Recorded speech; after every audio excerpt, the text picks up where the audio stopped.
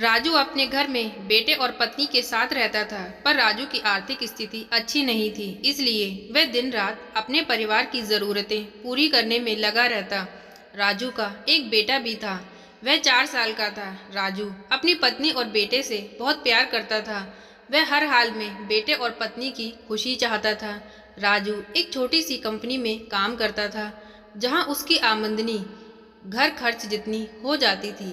घर का खर्चा जैसे तैसे वह अपनी तनख्वाह से चला ही लेता था, लेकिन घर खर्च चलाने के बाद उसके पास बिल्कुल भी पैसे नहीं बचते थे, जिससे कि वह अपनी पत्नी या बच्चे के कोई शौक पूरे कर सके या उन्हें कहीं बाहर घुमा कर ला सके। इसलिए राजू कंपनी वाला काम खत्म करके दूसरी जगह जाया करता था।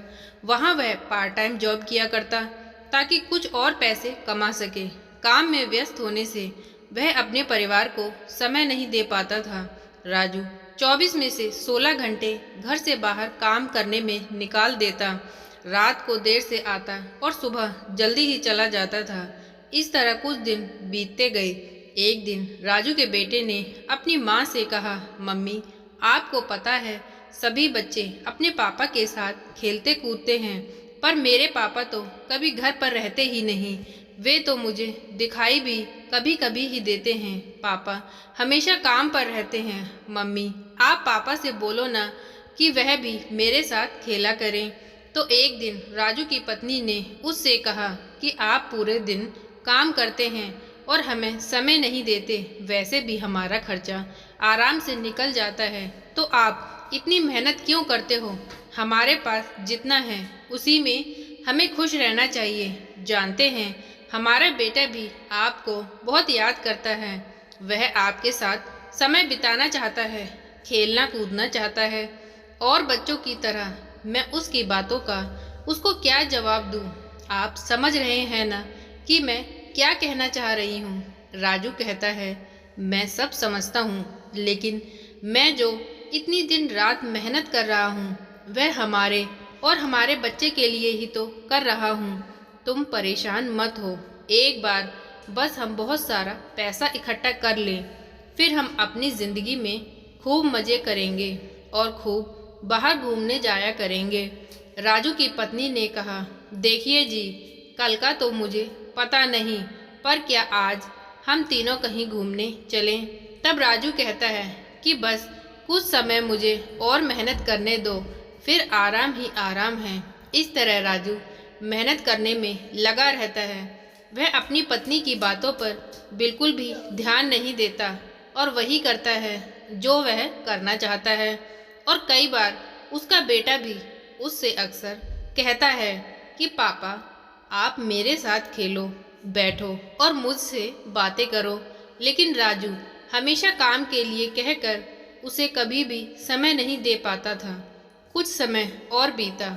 अब राजू की किस्मत चमकी।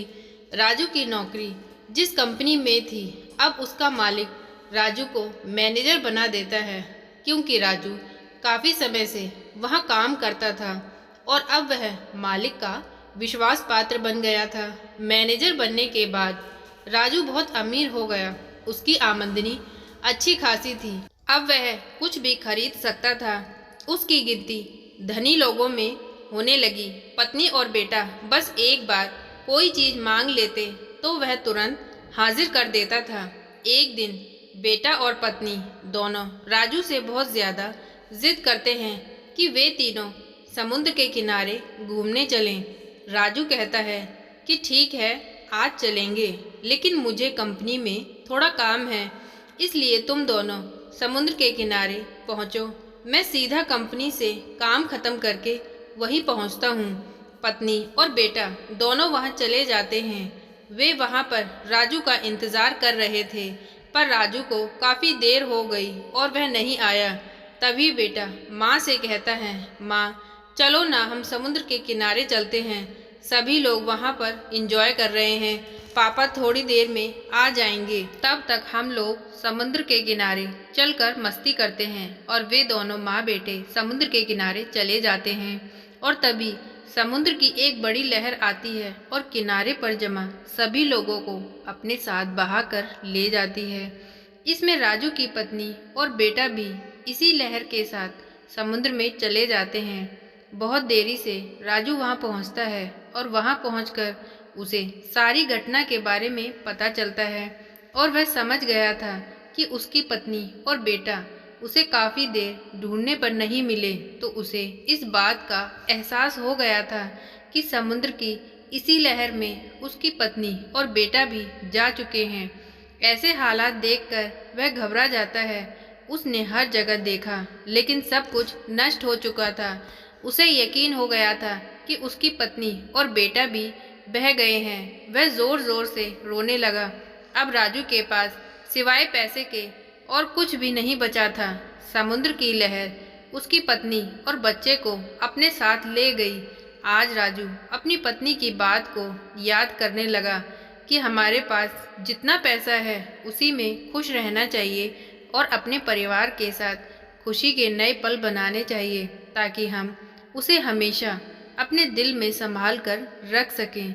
उसकी पत्नी और बेटा उसे हमेशा समय मांगते थे, जो कि उसने उन्हें कभी नहीं दिया। और आज जब उसके पास समय था तो उसकी पत्नी और बेटा उसके पास नहीं थे। उसकी पत्नी हमेशा यही कहती थी कि ऐसा नहीं है कि पैसे से ही सारी खुशियाँ खरीदी जा सकें। कम पैसों में भी हम एक अच्छी ज़िंदगी, सुकून भरी ज़िंदगी जी सकते हैं।